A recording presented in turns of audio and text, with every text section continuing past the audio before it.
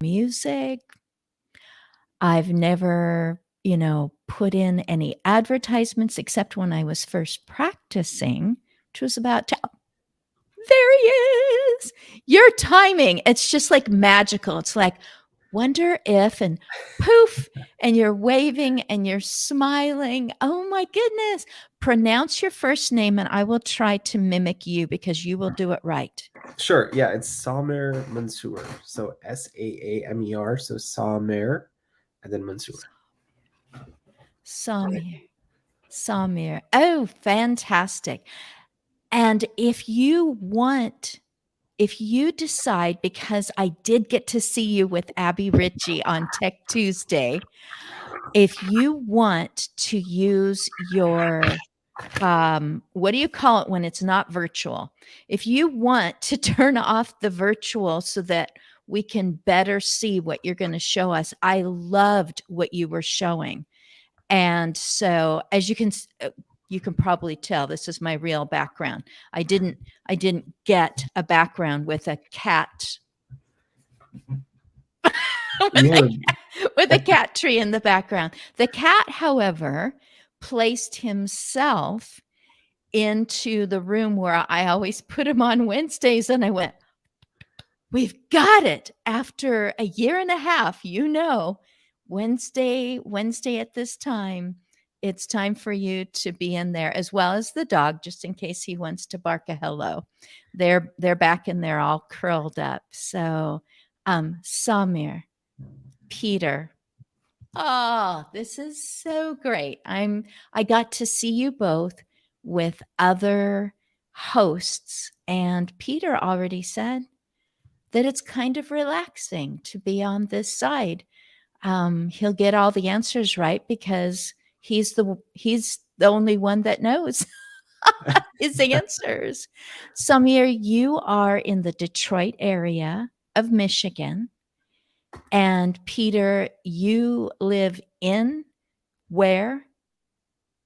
Hertfordshire, yeah, which is 30 miles north of London.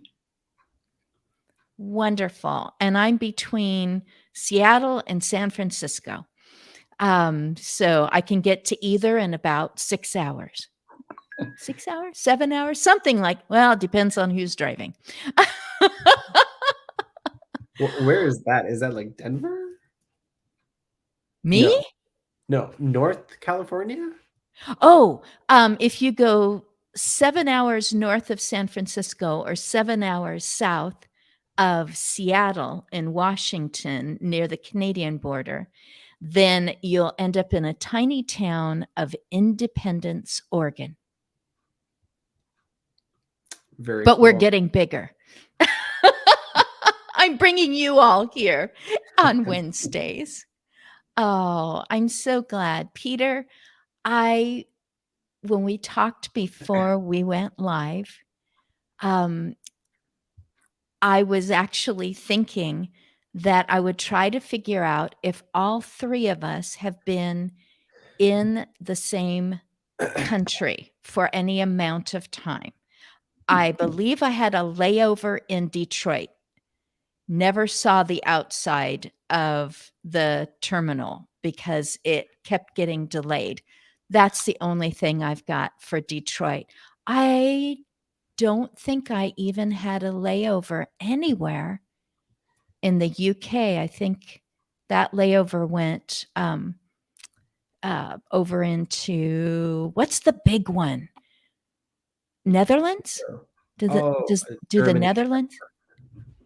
Possibly, yeah. So have you two been to Canada? I have. Yep. Many times. Oh, ding, ding, ding, ding. Okay, we already won that round. Everybody gets full points. Wonderful. Peter, do you know what Samir is about or what he is representing today that I think fits my aging or care or longevity category? I think I've seen a little bit on LinkedIn before I came in, and obviously, be aware, deaf assistant is by your name there, Samir. And I'm interested as well because my major your interest we'll get onto is I present a show on dementia, and one of the early signs of dementia is hearing loss.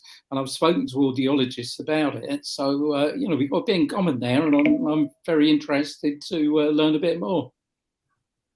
Certainly, and that's one of the things that we're also trying to solve. There's a lot of opportunities, I would say, in the space of hearing, and the fact, especially in the older aging population, how hearing loss has such a significant effect, not just on dementia, on things like depression.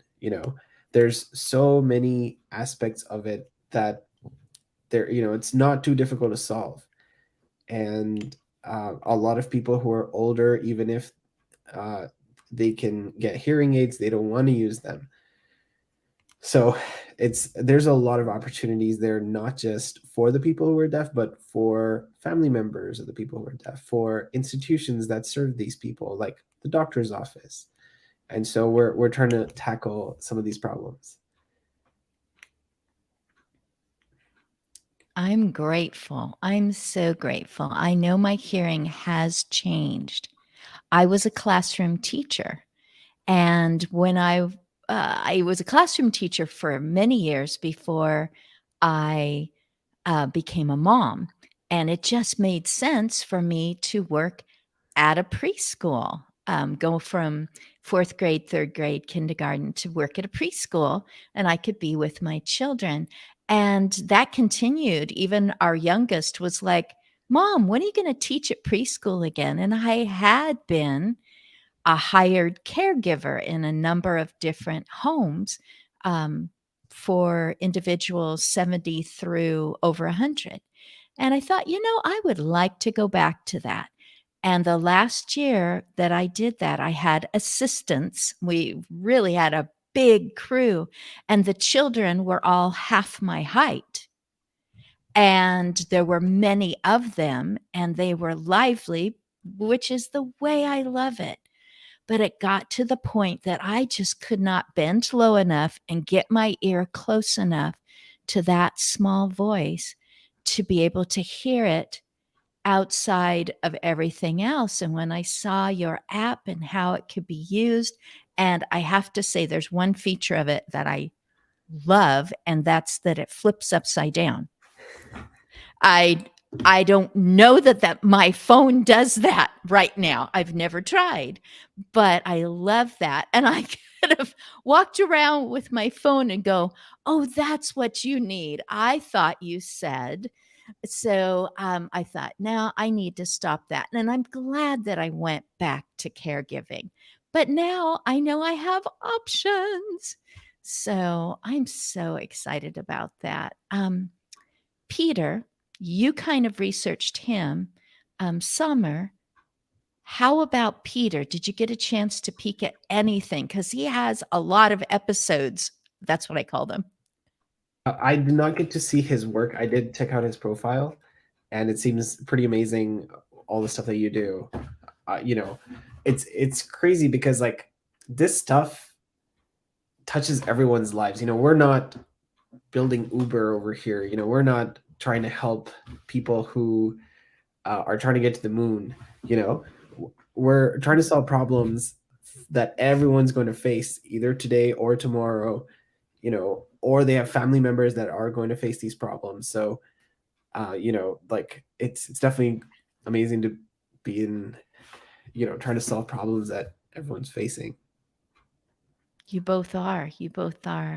Peter, go ahead and give Summer some of the background that I was already privileged to hear when you spoke recently with Lisa Skinner, Bob Dietrich.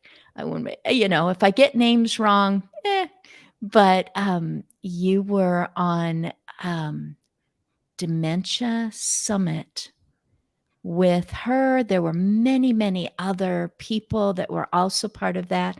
I got to quick listen through a lot of those because the opportunity was given to watch and listen and replay. And I thought, oh, good. someone outside of my borders. And you were kind enough to carve out this time, dinner time for you, breakfast time for me. I don't know what time it is for Summer. if he nibbles throughout the day, or if, whatever, 6 meals a day. But thank you so much. Tell us why you are doing this. Yeah, absolutely. It's a pleasure, Christine, to be representing the UK.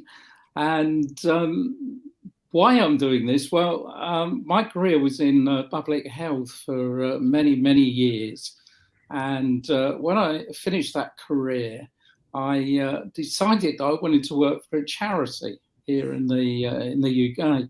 So an advert came up for the Alzheimer's Society in the UK, and I applied for it.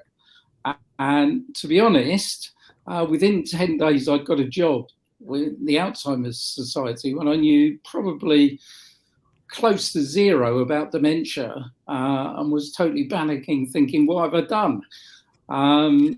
I ended up for 2 years managing activity groups for people living with dementia in the community, and had a great time. I've got to say, we had many laughs. We had some tears as well. I met some amazing people, a lot of them living with dementia, a lot of amazing volunteers as well. And when that came to an end, I'd always been involved in radio for years and years, but sports radio covers soccer matches here in the UK. And I just thought, well, I want something to listen to. So I put Alzheimer's plus radio into Google. And when I did that, a lady called Laurie LeBay, who's now a good friend of mine, came up. Laurie is based in Minnesota, and she's been doing a show called Alzheimer's Speaks for many years. And I listened to Laurie and thought, well, there must be something like this in the UK. But there wasn't. And so I thought, well, there's an opportunity. And for all my years in public health, I'd heard people talk about diabetes, coronary heart disease, etc. I'd never heard anybody mention the D word. Nobody had actually talked about dementia. And I thought, well, why is that? It's an illness like all these other things that people have been talking about. And there isn't anybody out there actually giving people an opportunity to talk about it once a week on the radio. So that's what we do. I'm no expert. I've learned a lot over the last few years, but it really is giving a platform to people. And also, we're all frightened of things that we don't know about. We might be frightened of losing our hearing in Samir's world.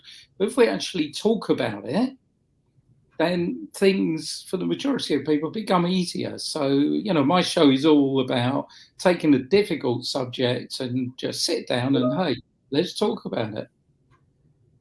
Oh, wonderful. Yeah, I'm going to go off kilter for just a second, and I am so sorry. Summer, you were about to say something. Why don't you go first, because I will take us down a rabbit trail and we'll be lost. Yeah, I was about to add to what Pete was saying. I think,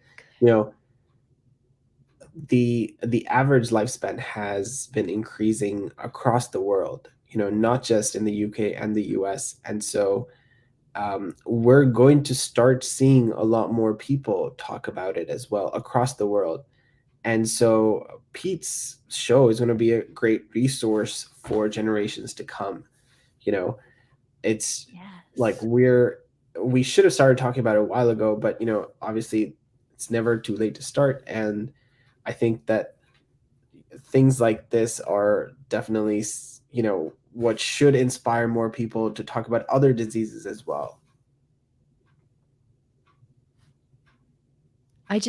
I'm drinking this in.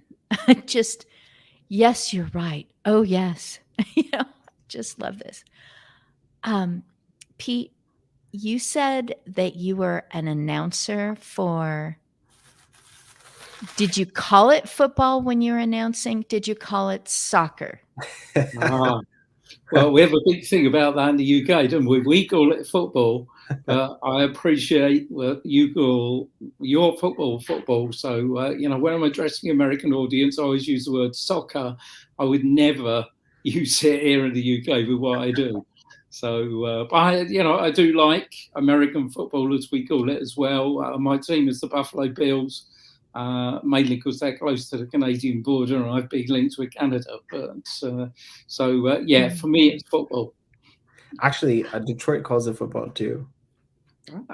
There we go.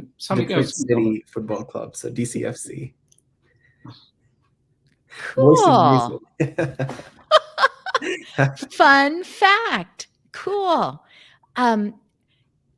Could you give us just in this moment, this is the rabbit trail, and we'll come right back around to what's really important.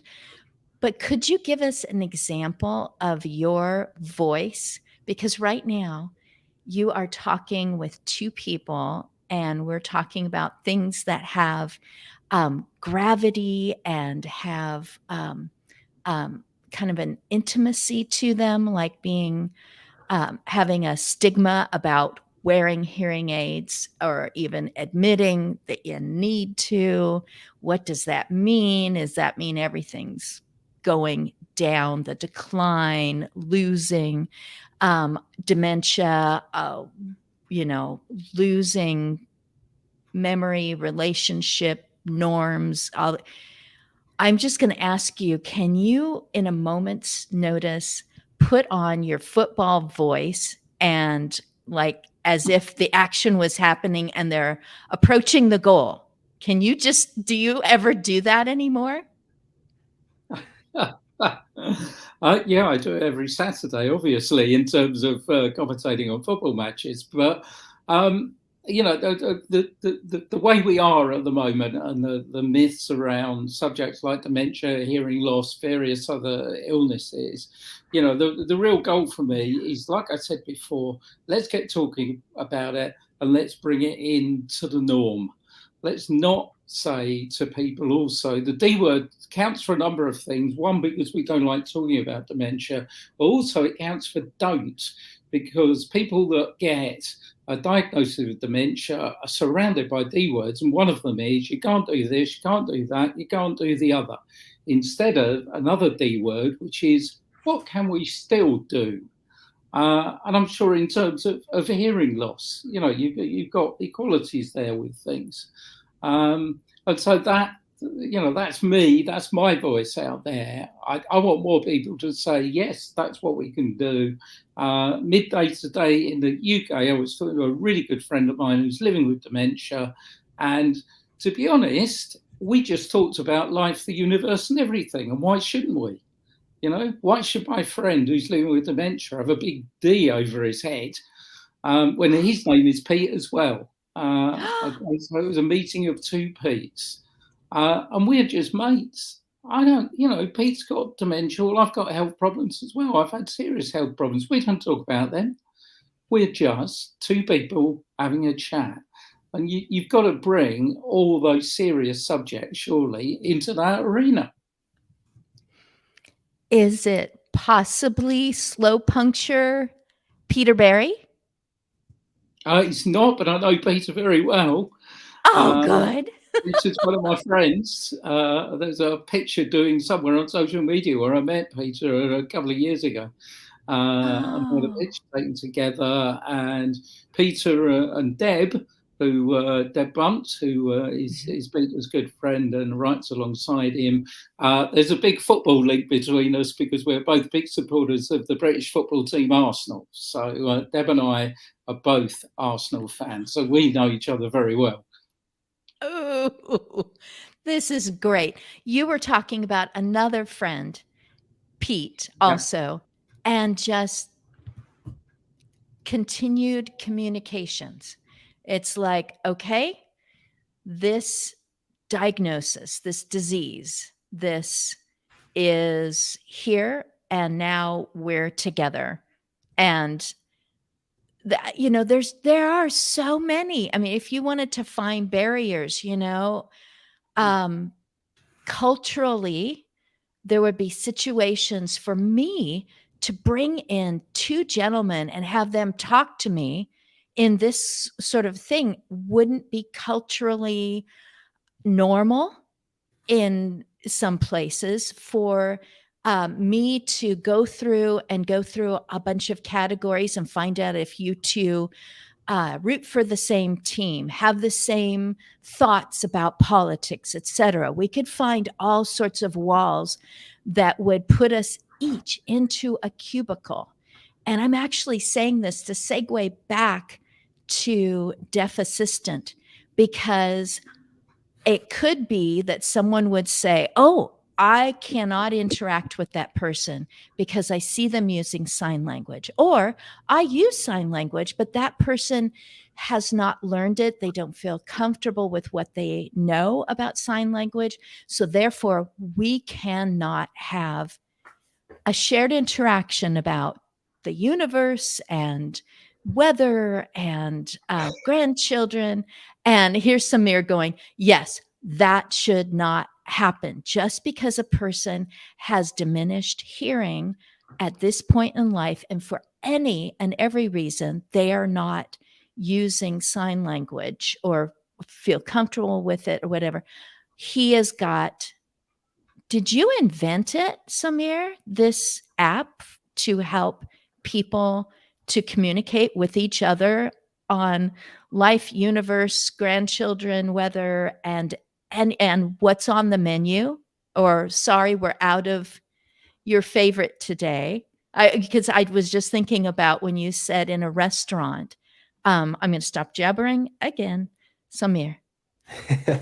Yeah. So, whenever we go to a trade show, for example, or an event where we're presenting, the one thing that we try to help people understand, we do something called a hearing experiment, where we people who are hearing come by, and we essentially help them realize what their interaction is with people who are deaf or hard of hearing.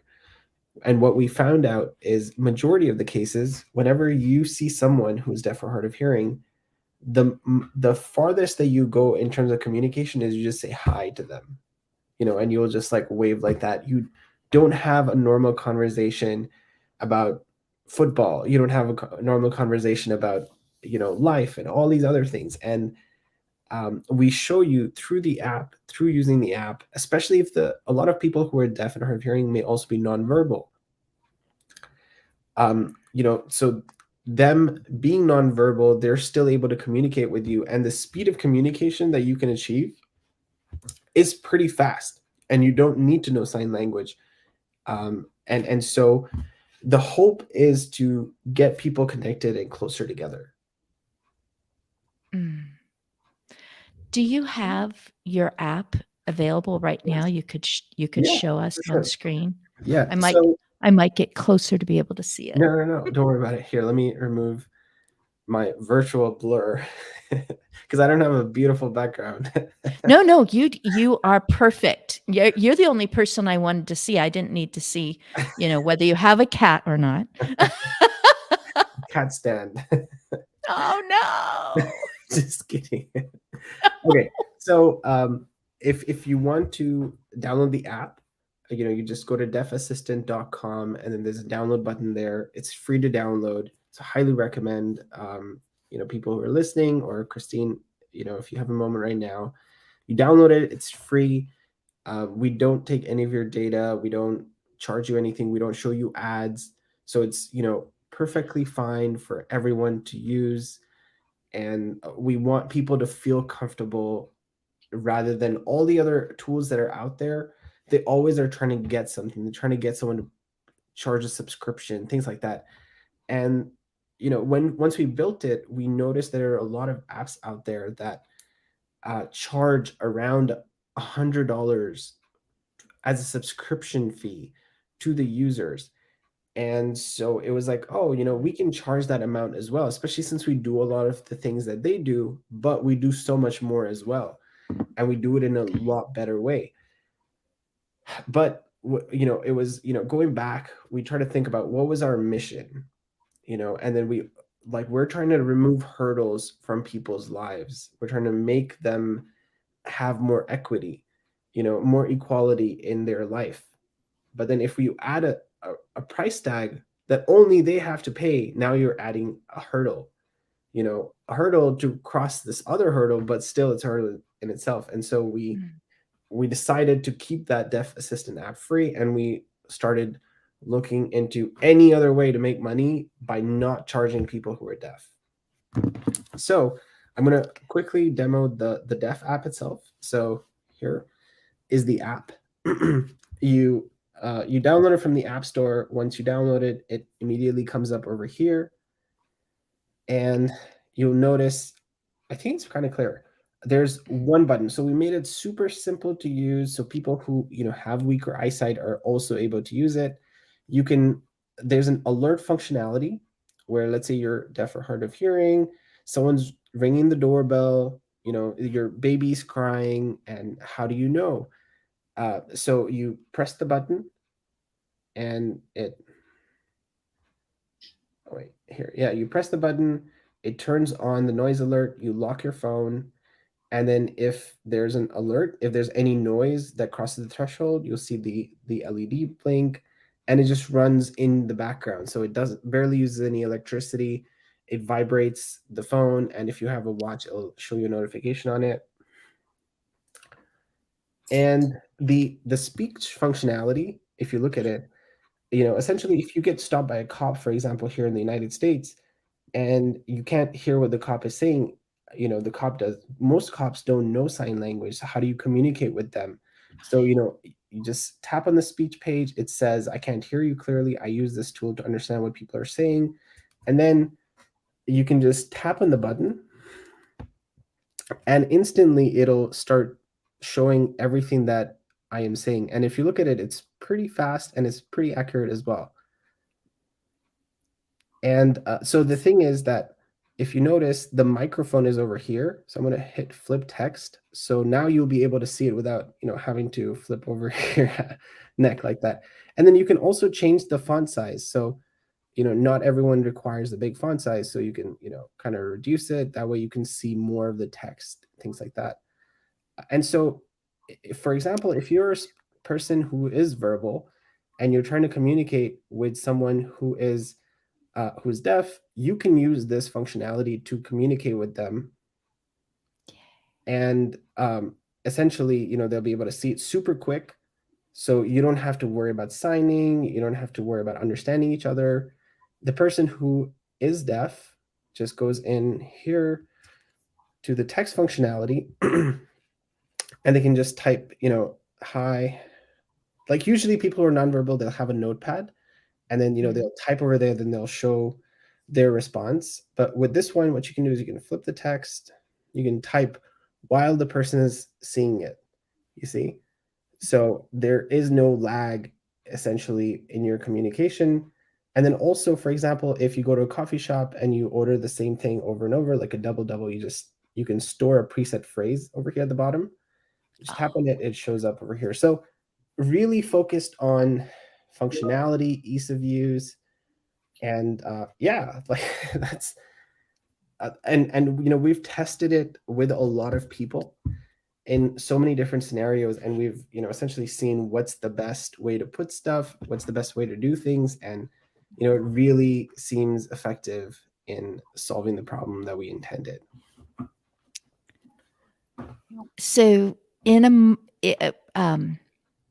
as a scenario, I'm noticing that it's more difficult this year than last year for me to navigate problem solving, maybe memory, maybe I'm not relating to people like I used to. I go into the doctor, I get the diagnosis, or I don't hear a diagnosis, and I think I still feel like I'm not really doing. At the same time, my hearing, which truly is diminishing, is going down a little bit more, and I'm, really wanting to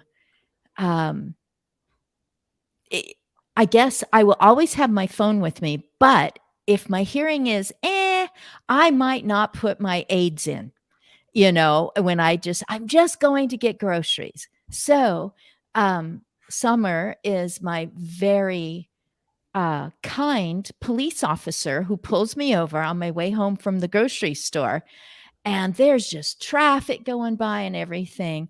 And I'm like, if I pull this out saying I'm deaf or hard of hearing, here's the officer who's doing his job, doing her job, being able to go, I see. You're not just being difficult. You're not being rude. You're not going, what? What? And hoping that I'll just go, never mind, walk away. Um, we have a rational conversation with each other. So I'm using apps. I'm continuing to grow new neurons and new pathways in my brain, whether I have a disease going on that's just not yet diagnosed. I have this at my disposal. Honestly, I feel like you're saving the sanity of everyone around me just a few years from now when I need to use an app and my kids would be like, good job, mom, you're using your app.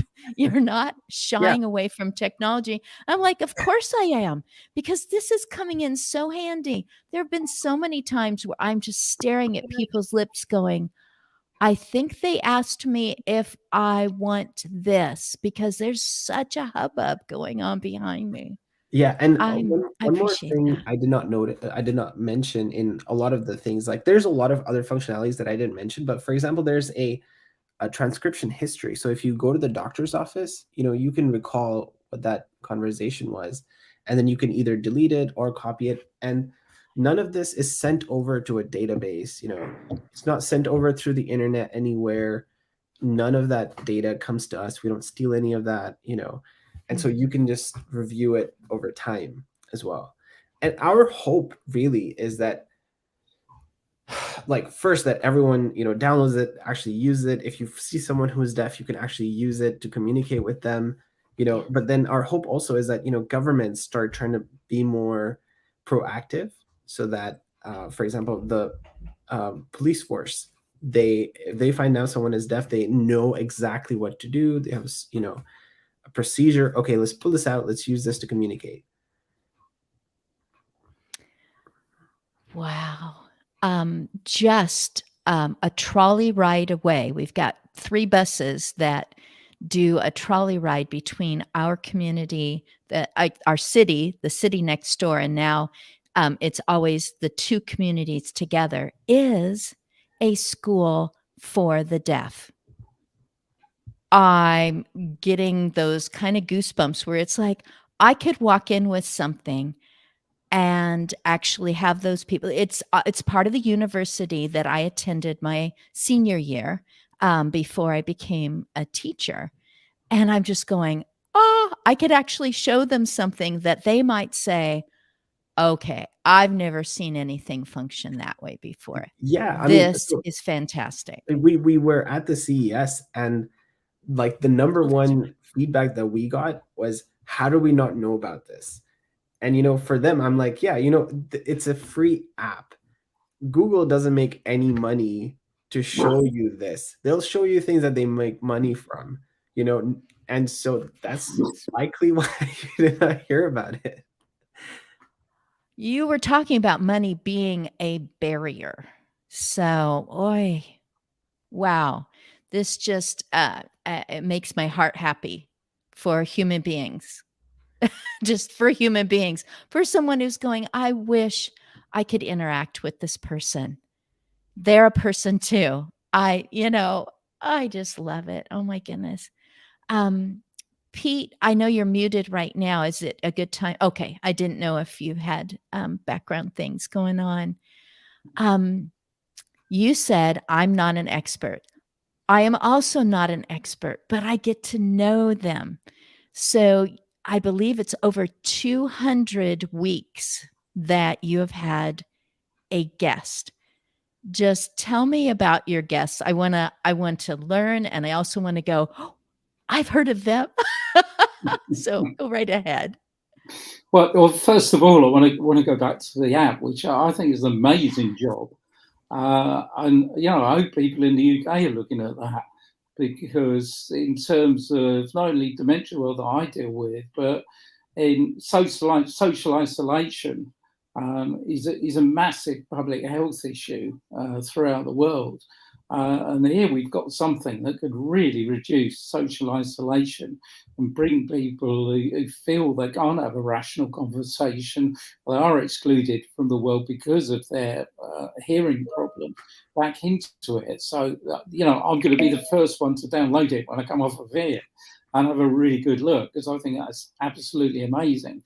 And really, it's a bit like the people I have on my show, to be honest, because I said I have a wide range of people. I have fairly prominent scientists who are looking into things. I've got a scientist actually who's at Arizona State University, I think I'm right in saying, who's looking at the links between dementia and autism. And she's one of only 6 scientists in the world that are actually looking at this. And one of the reasons why it's become a subject is that autism didn't actually exist till about 1990. It wasn't actually a medical diagnosis until that time. And that's the kind of thing I learned. I had no idea about that. And Blair is looking at that, but she has a problem because obviously people before 1990 didn't have a formal diagnosis. So actually the number of people she can look at is fairly small at the moment. So I've had people like Blair.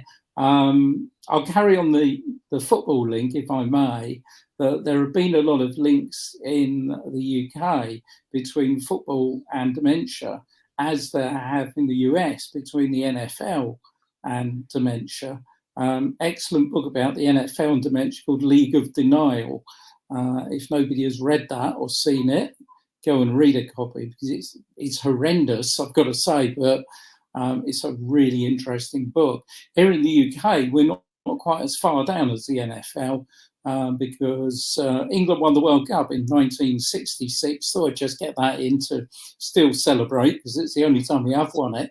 But sadly, a large proportion of that squad of all are either living with dementia or have all passed away living with dementia. And so on my programme, I had a lady called Dawn Astle, and she is part of the Jeff Astle Foundation. Her dad, Jeff, used to play football for England. And in 2002, his dementia was actually classified by a judge as an industrial injury. And it's the first and only time with regard to a footballer that's actually happened. So that, great, very interesting subject. A lot of people living with dementia I get on the show who are great because they're doing such marvelous things. We've got people like Peter Berry, who you mentioned. He's riding that penny farthing and doing things I would never want to do. And yet he's out there doing it. And lots more friends living with dementia who are doing amazing things and proving that they can still. The D is for do and not for don't. I have a lot of really good small charities who are doing great work here in the UK, and also charities that are doing great work in the US and throughout the world, who have taught me a lot of things about how resourceful you can be. And you talked a little bit there, Samir, about not being ruled by money. Well, these people can't be ruled with money because they haven't got any. It's fairly simple. So, but they still do an amazing job. And I've had, well, I'll tell you about Happiness Horsebox.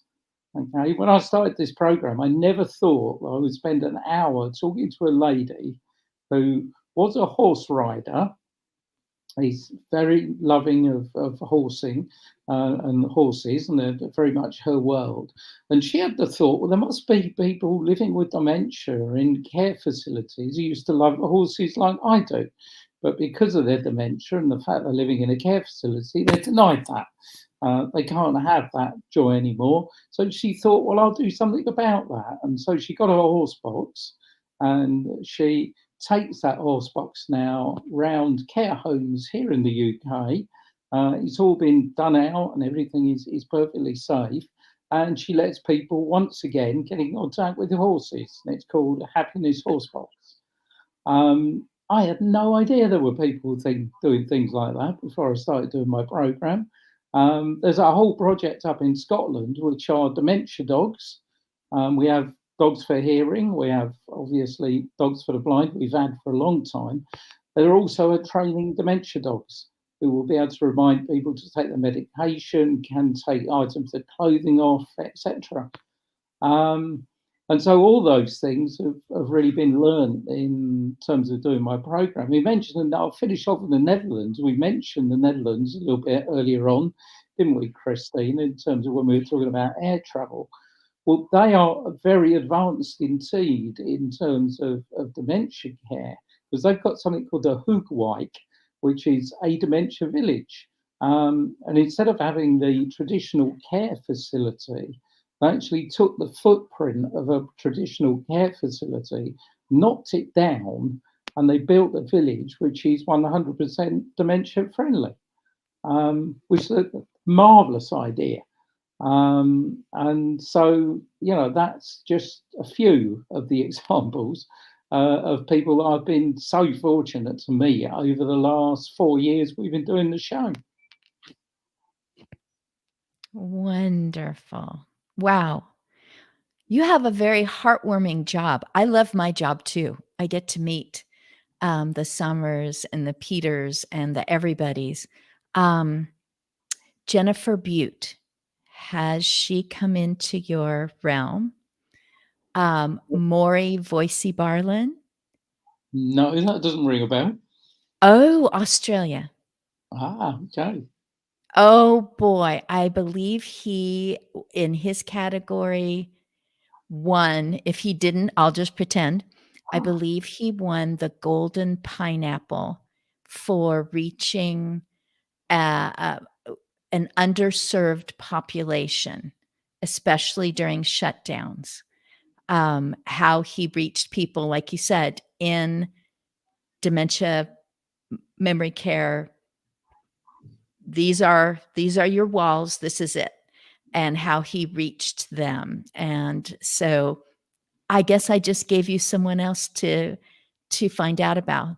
Okay, so a bit of trivia. Semmer, do you know what a penny farthing is? I used to know it. I learned about it a few weeks ago. Really? Yeah. Can you even give it a category? Give me a hint. It's not money. Of course it's not money. I'll give you a hint. Transportation. I was a classroom teacher. This is under transportation. Oh my gosh. I just learned about it a few weeks ago. Yeah, I give up. Okay, you give up. Pete, help him out. Yeah, penny farthing is a very old bicycle that dates back to Victorian times and has one extremely large wheel on the front and a very small wheel behind it, and you sit up at a great height, probably 6 feet up. It's got no gears, and you just ride it from there. It was a very old form of bicycle, and my friend and our friend Christine Peterberry is a superb penny farthing rider. And so when you see him sitting 6 foot up, you think he's very brave as well, because it's not something I'd like to have a go at. Amazing. Okay, and now we'll switch. Pete, what is CES? What does it stand for, and why is it a big deal? And people just go, "Oh, I'm going to CES," and they never say what it is. Do you have any idea what CES is? Well, that's an interesting one. I've got to say, CES. To be honest, no, I've got to draw a blank on CES. What am I missing? I didn't. The experts I bring onto my screen, I was just like, but what is it? So you've been there, Summer. So go ahead. Do you know what it stands for? Because I can't remember either. Yeah, so CES is a huge, huge trade show. It's called the Consumer Electronics Show, and there's estimated of 150,000 people that come to the event every single year. And like it started in the 1960s, and so they've been having it every year, and it's truly international. They have people from all over the world come there, have their own booths there, like and it's across 9 different hotels and conference centers in Vegas, and it's just an absolute blast. Like it's really, really amazing time, especially if you have any interest in like technology. It's a must go. There's a whole, I'm going to say, stage for age tech, anything related to care and being and keeping your individuality, your independence. I've only seen a few things. I've seen Abby on the floor trying to bring people over and ask them what it was that they're showing, inventing, innovating. How does it work? And but it's been going on since I was born, is what you're telling me. Yeah, I think initially they didn't have it started off, I think, as a music show, and then they slowly turned it over into more of consumer electronics, essentially. And Wow. yeah, like it's not just consumer electronics, there's also a lot of like business to business tools over there. But like, yeah, it's amazing to see what is coming out and what capabilities we have. Like I didn't get to roam around too much, but I know that there was for example, a tool that someone had created where you speak into the phone, like a paragraph, and you do that over time, and it tells you how your cognitive health is. So things like dementia and a lot of cognitive issues, it's able to diagnose just through your speech and how you slur and things like that. And it's amazing. Like that's just one of a million things that they're there. Wow. Oh, that would have worked. Steve Gurney does community, aging community. Oh, I'll get it, Steve. PAC. He just has shows throughout the week. He is pretty amazing. Puts himself out there, lets people make comments, like, we need more of this. Tell us more of that. And so someone comes on and says, solo ager, what can I do? I'm a solo ager. I have a friend who's a solo ager, and they definitely are showing signs of dementia. What about me? When I get to that, if I get to that, should I know ahead of time? I need information. Well, there is something right there. Boom, they can grab that app and do a baseline. I'm reading the paragraph, and then there comes up then an indicator, 5, 10, 15 years of that is becoming difficult. I'm a solo ager. Do I know that I'm having TIAs? Did I just kind of fall asleep on my dinner table, or did I have an episode that needs to be looked at? You know what? I'm going to speak into this. I can do something. I can advocate for myself. I can watch over myself with help.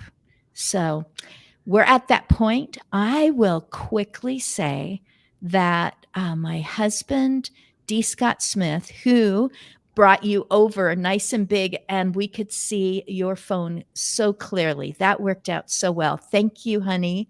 He's down the hall, around the corner, and he's making everything. We just watched Wizard of Oz on the big screen at the cinema 2 blocks away. And of course, he is moving the levers and making the the wizardry happen. Thank you to my Wizard of Oz, D. Scott Smith, motivational listener.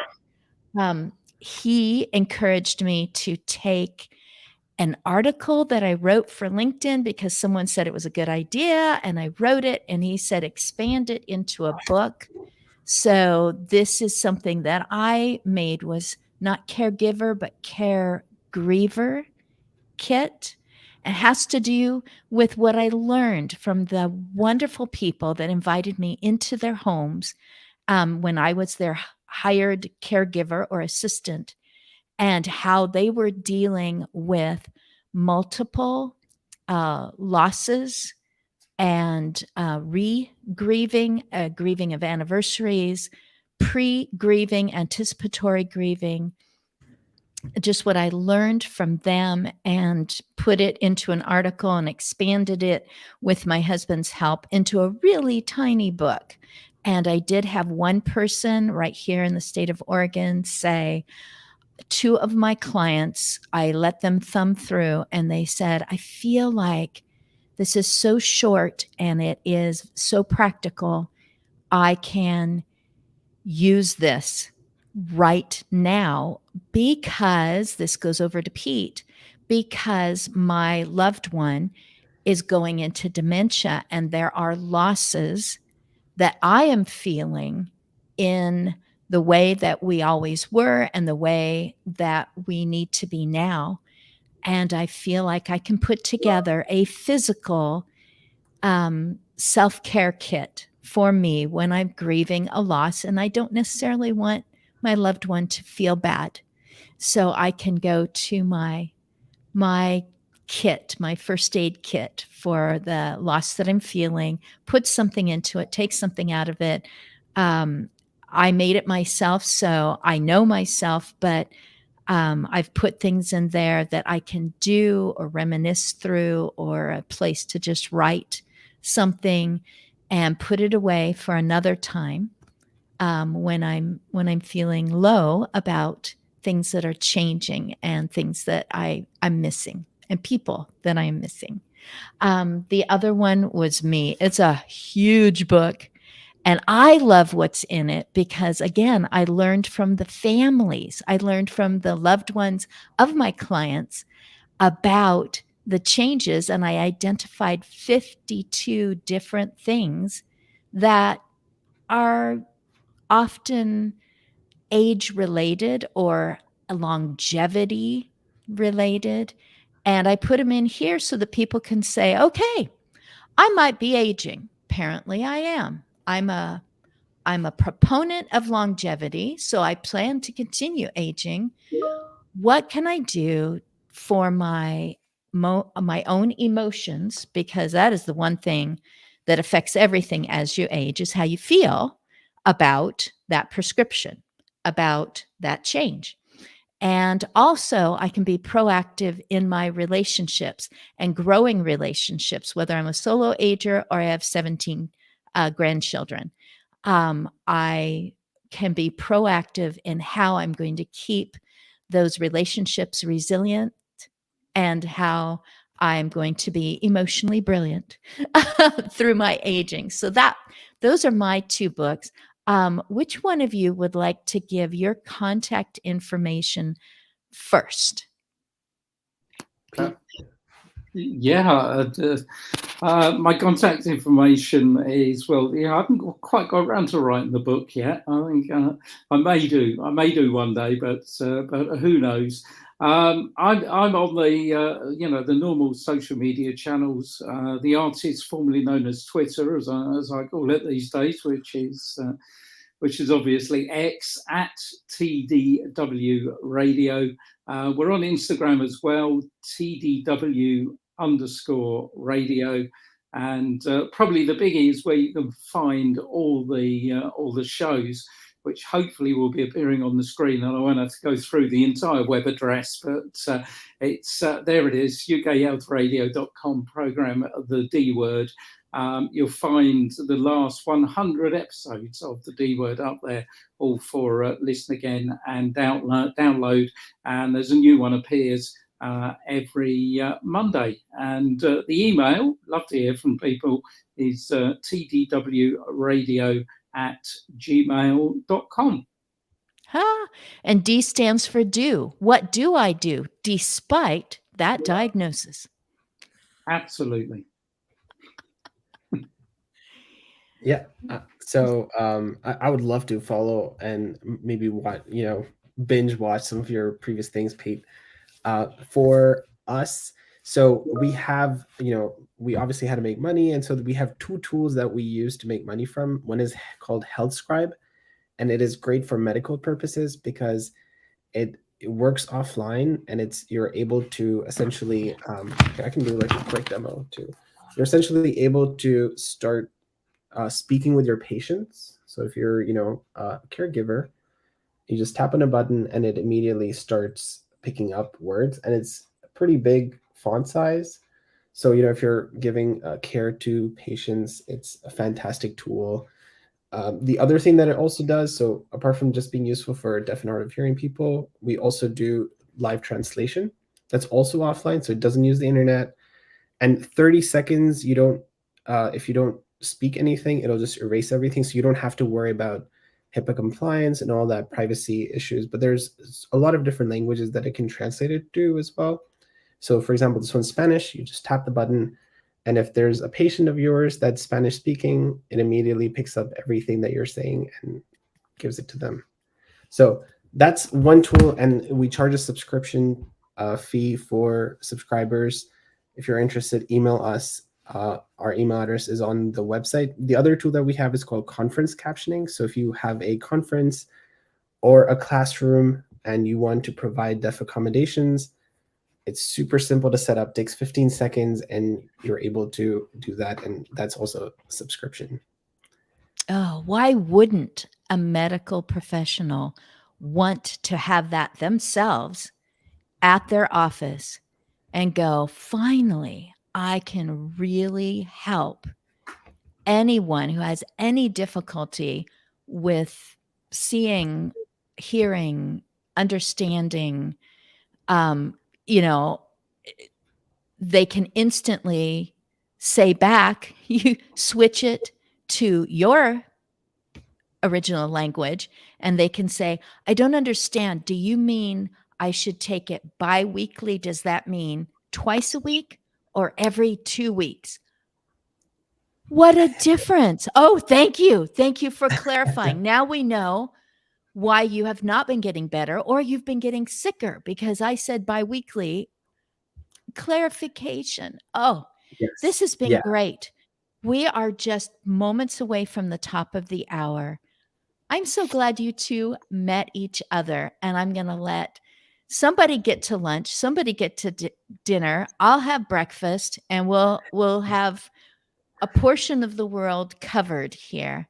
Thank you so much to both of you for what you do every day for everyone who actually knows that you exist. That's why we come on to these shows. It's like, we're here. Horton hears a who. Oh my goodness. Thank you so much, gentlemen. I will let you on with your day. I'm ever grateful. Bye-bye. Thanks, Christine. Oh, you're welcome. You're welcome.